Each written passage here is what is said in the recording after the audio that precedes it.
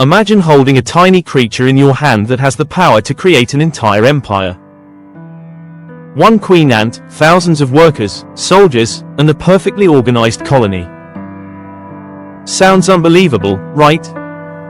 But this miracle of nature happens every single day.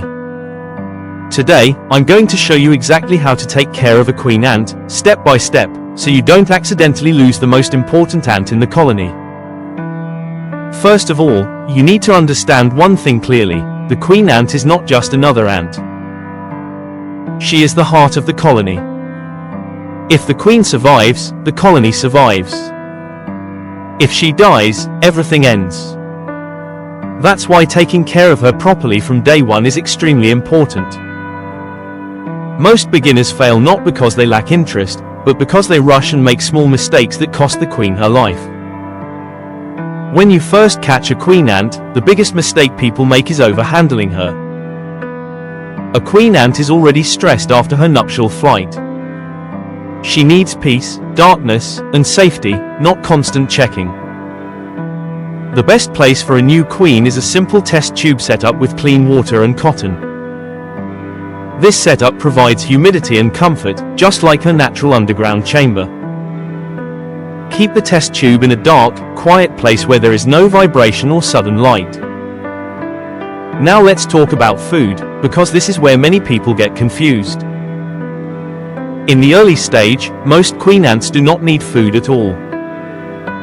They survive using the energy stored in their bodies and wing muscles. Feeding her too early can actually cause stress or mold inside the test tube.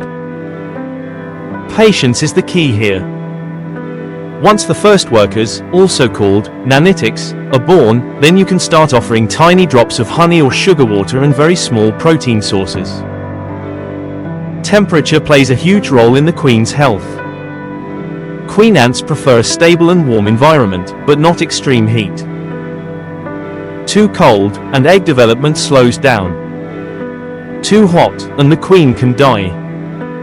Room temperature is usually perfect. Avoid placing her near windows, fans, or direct sunlight. Remember, in nature, she lives underground where the temperature is stable. Another important factor is moisture and cleanliness. The cotton in the test tube should stay moist but never flooded.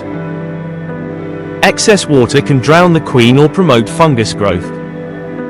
If you notice mold, it's time to carefully move her to a fresh test tube. Always move her gently and calmly.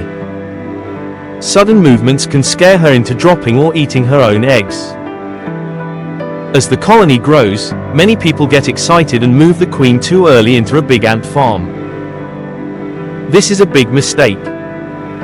A queen feels safe in small, tight spaces. Giving her a large area too soon can slow down egg laying. Let the colony grow naturally. Once there are enough workers to explore and manage space, then you can slowly upgrade their home. Finally, the most powerful tool in taking care of a queen ant is patience. Ant keeping is not about fast results.